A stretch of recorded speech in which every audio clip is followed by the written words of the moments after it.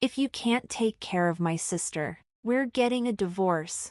It had been 2 months since my sister-in-law, Mary, returned from overseas and moved into our home. At first, I wanted to help her, but it quickly became clear that she was taking advantage of me. The stress was overwhelming, so I decided to talk to my husband, Bob, hoping we could find a solution. Instead, he exploded. If you can't handle Mary staying here, then maybe we shouldn't be married anymore, he shouted. I was stunned. Divorce? Over this? I tried to reason with him. This is too drastic. Let's sit down and talk about how to handle this. There's nothing to discuss, he snapped. Mary can stay as long as she wants.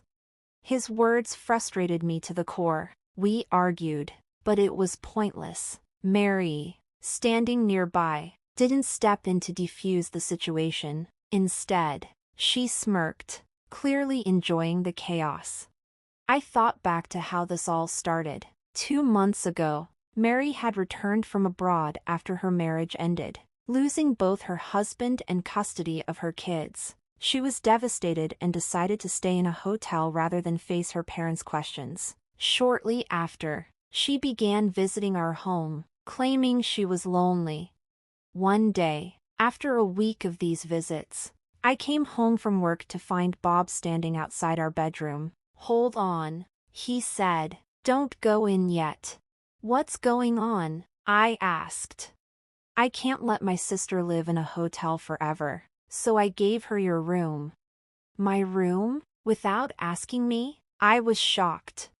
All your things are still in there, he said dismissively. Why are you being so selfish? Mary's been through a lot. She lost her marriage and her kids. Let her make herself at home. Guilt crept in, making me feel like I was in the wrong. From that point on, I was expected to knock before entering what used to be my own room. Mary wasted no time making herself comfortable. She treated the space as her own and began bossing me around. One evening, she demanded, "I'm hungry. Hurry up and make me dinner."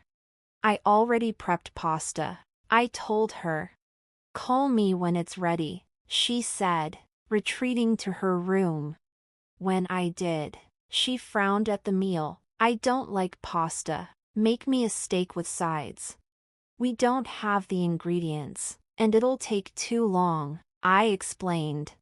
"Then order takeout," she snapped. When I refused, she went to Bob. Every time I said no, she cried to him, and he would scold me. One night, she woke me up at 2 a.m. "I want ice cream. Go buy it." "I have work tomorrow," I said groggily. "The gas station's open. Come on," she insisted. Bob's unwavering support for Mary only made things worse. She refused to do any chores and even asked me for money. When I said no, she sneered. "I'll tell my brother about this. Are you okay with that?" Finally, I stood my ground. When Bob came home, she played the victim. "Catherine upset me. She refused to help me." "Why did you make my sister cry?" Bob demanded. "I didn't. I just said no to giving her money. She doesn't help with anything and treats me like a maid. I'm exhausted. It's been over 2 months. Can't you do something?" "Shut up," he shouted. "If you can't take care of my sister, we're getting a divorce." Mary watched the argument unfold with a smug expression. Her behavior left me baffled. She had been through so much. Why was she like this? The next day, I came home from work and found her holding a wad of cash. "Mary, where did you get that money?" I asked. "Oh, I sold some bags and jewelry I found in the bedroom," she said casually. "You mean my room?" "Where else?" She laughed. I rushed to my bedroom, heart pounding, and tore through my closet. My mother's cherished heirloom bags and jewelry were gone. Turning to Mary, I demanded, "Why did you sell my things?" She shrugged nonchalantly. "Because you wouldn't give me an allowance." Those were family heirlooms, I shouted, my voice trembling. Good. You didn't need them anymore, she replied with a smirk, her words cutting deep. That's not the point. Where did you sell them? Tell me now, I insisted. Relax, she sneered. I sold them at some place called Super Thrift Shop, but good luck getting them back. Without wasting a second, I raced to the shop, hoping I wasn't too late. When I arrived, the clerk informed me of their strict policy. Only the seller could reclaim items unless proof of theft was provided. I was devastated, without evidence. My hands were tied. As I trudged home, fury burned inside me. Mary's smug betrayal had gone too far. Another week passed, and Mary continued treating me like a maid while Bob ignored my pleas. One evening, after another argument with Bob, he coldly dismissed me again. If you don't treat Mary better, maybe we should just end this marriage, he threatened. His words struck a nerve. You keep threatening me with divorce, but if this keeps up, I might be the one to walk away, I snapped. Mary, standing nearby, laughed mockingly, clearly relishing the chaos she had sown. Then the doorbell rang. I opened it to find my mother-in-law standing there, her expression calm but curious. Long time no see, Catherine. Can I come in? She asked. Of course, I replied, motioning her inside. Bob's face darkened at the sight of his mother, and Mary froze, her usual smirk wiped away. Oh, I didn't know you had a friend over, my mother-in-law said, eyeing Mary curiously. What are you talking about? She's your daughter, isn't she? I asked, confused. My mother-in-law chuckled. Don't be silly, my Mary just had her second child. She even sent me pictures recently. She pulled out her phone and showed me a photo of the real Mary, still happily married and living overseas. The woman in the photo looked nothing like the person standing in my living room. The imposter stiffened, trying to leave the room, but my mother-in-law stepped forward, blocking her. Who are you? She demanded. I'm a friend, the woman stammered.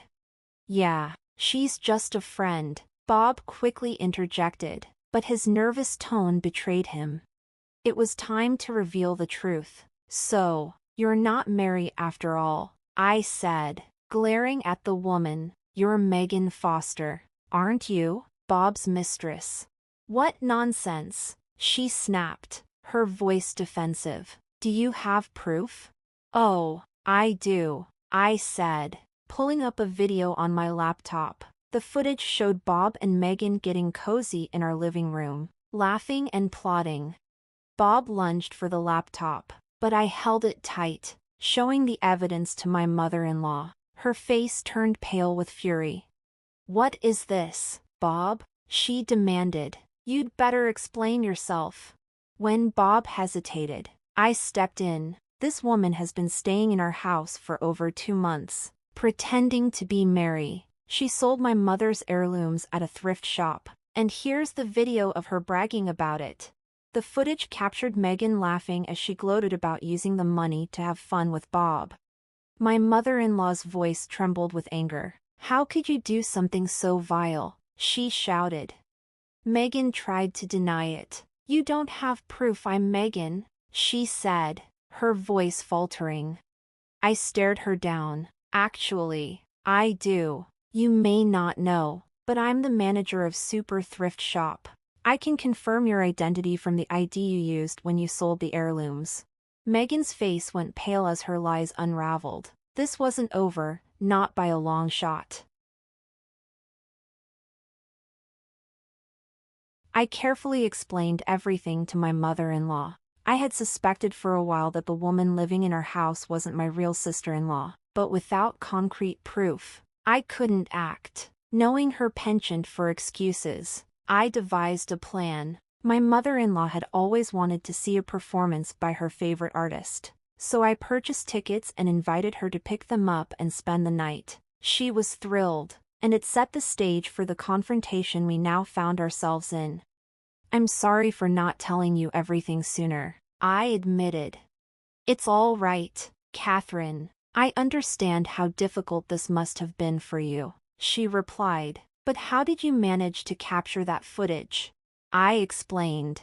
I didn't want my belongings to be sold off without my permission again, so I installed hidden cameras disguised as light bulbs in my room. At first, I just wanted to protect my things, but over time, I started to suspect she and Bob might be having an affair. I never imagined I'd capture something so shocking. The footage clearly showed Bob and the woman getting intimate when I wasn't home. Watching it had been devastating. Even though I had already been considering divorce, it was one thing to feel distant from your spouse, but entirely different to witness his betrayal. Catherine, you have to understand, this woman manipulated me, Bob tried to justify. Manipulated you? I snapped. You lied about her being your sister, let her live in our house, and treated me like a servant. How dare you? The woman jumped in, defensive and bold. Don't put all the blame on me. I only went along with pretending to be your sister because you said it'd be easier to hide the affair. You told me if your wife left, you wouldn't have to pay alimony. You even said she was just your maid. I was stunned, the sheer audacity of their scheme fueling my anger. Now that your marriage is clearly over, why not just divorce her already? The woman added with a smirk. We could finally be happy together. Bob looked panicked as I pulled out the divorce papers I'd prepared. You've always wanted a divorce, Bob. So, here it is. Let's end this farce. Wait, Catherine. Please don't rush things, Bob begged, falling to his knees. I don't want to lose you. We can work this out. His mistress, teary-eyed, pleaded. Bob, you won't abandon me, will you? I don't have anywhere else to go. Shut up, Bob snapped at her, brushing her aside. I ignored his pathetic display and said coldly, you don't have to worry about where to go. I already reported you to the police for stealing and selling my belongings. The sound of sirens grew louder. Realizing what was happening, the woman panicked. I'm sorry. I've learned my lesson. Please, don't let them take me. If apologizing fixed everything, we wouldn't need the police, I replied, handing her over to the arriving officers. Bob, still groveling, continued to beg. Catherine, please, if you leave me, I'll be ruined. Your salary is higher than mine. I can't survive without you. That's your problem, I said firmly. Sign the divorce papers now. With my mother-in-law urging him, Bob reluctantly signed. What about the alimony? He asked, his voice trembling. Can we take it out of the division of assets? I smirked. There are no assets to divide. My savings predate our marriage, and I've been covering most of our expenses. I'm in the red because of you. Pale and defeated, Bob left the house, disowned by his family and abandoned by his mistress after her release from jail. That night, my mother-in-law and I sat together, sharing drinks and heartfelt conversation. Our bond grew stronger, forged through the trials we had endured. Within weeks, I finalized the divorce and demanded $20,000 each in alimony from Bob and his mistress. Life moved forward, and so did I.